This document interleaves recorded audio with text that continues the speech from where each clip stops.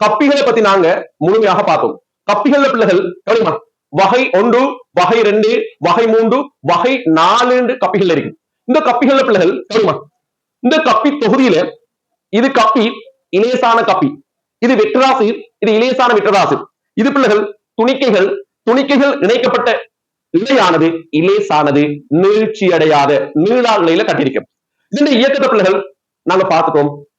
அதாவது ஆறுமுடுகள் இயக்கத்தை காட்டும் துணிக்கைகள். பிள்ளைகள் பாரமான துணிக்கையானது பாரமான துணிக்கை கீழிறங்கும், பாரமற்ற துணிக்கை மேல ஏறும். அப்ப எங்களுக்கு பிள்ளைகள் இந்த தொகுதியாக இயங்குவதனால நான் தியரியில அழகான முறையில் விளக்கப்படுத்தினேன். தியரி மெத்தட்ல ஃபுல்லா செஞ்சிட்டோம். எப்படி இதை இவ்வளவெல்லாம் செஞ்சு பத்தியில இதை ஏதோ ஒரு அட்ஜஸ்ட்மெண்ட் செஞ்சு எம்சிக்யூல கேட்ட பிள்ளைகள் செய்யணும். நாங்க அப்ப எப்படி செய்யறது? எம்சிக்யூல கேட்ட பிள்ளைகள் ஷார்ட் மெத்தட்ல செய்யணும். ஸ்ட்ரக்சர் இசையில கேட்ட பிள்ளைகள் உங்களோட ஆன்சர் சரியானு சொல்லி செக் பண்ணி பார்க்கணும். இது எப்படி பாக்குறது? பிள்ளைகள் இங்க எதுவும் குறிக்க தேவையில்லை. கேள்வி தந்திருக்கிறான்னு அப்படியே வைங்க. இப்ப நாங்க மோடா பார்க்க போறோம். பிள்ளைகள் ஆரம்பங்களை பார்ப்போம். ஒன்றும் குறிக்க வேணும், ஒன்றுமே குறிக்க வேணும். ஆரம்பங்களை கேட்ட பிள்ளைகள் உங்களுக்கு லேசான ஒரு மெத்தட் சொல்லி தரேன். இங்க நிறை இருக்குது 40, இங்க நிறை இருக்குது 60. இதையும் குறிக்க தேவையில்லை. திணிவு தெரிஞ்சா நிறை தெரியும். ஆர்முடுகள் காண்றதுக்கு ஷார்ட் மெத்தட் தெரியுமா? இது சமன்பாடா எழுத தேவையில்லை. ஏன் சமன்பாடா சொல்லித்தாரண்டா உங்களுக்கு ஞாபகம் இருக்க, ஆனா சமன்பாடாக தேவையில்லை, மனசால செய்யலாம்.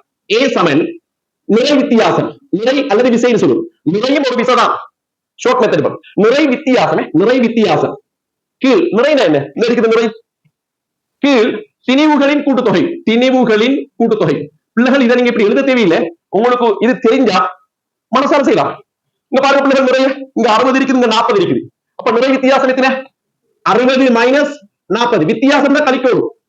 திணிவுகளின் கூட்டுத்தொகை இங்க 6 இங்க 4 எத்தனை வருது? 10. ஆகவே பிள்ளைகள் 60 40 போனா 20, 20 10ஆல பிரிச்சு விட்டா என்ன வரப்போகுது?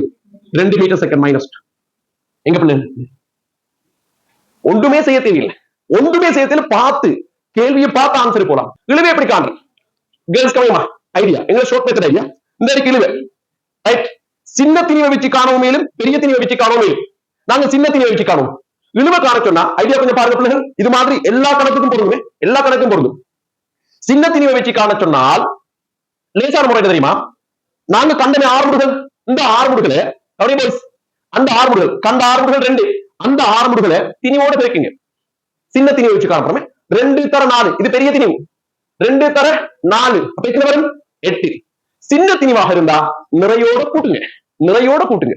அப்ப நிறை 40 பெருக்கம் எத்தனை?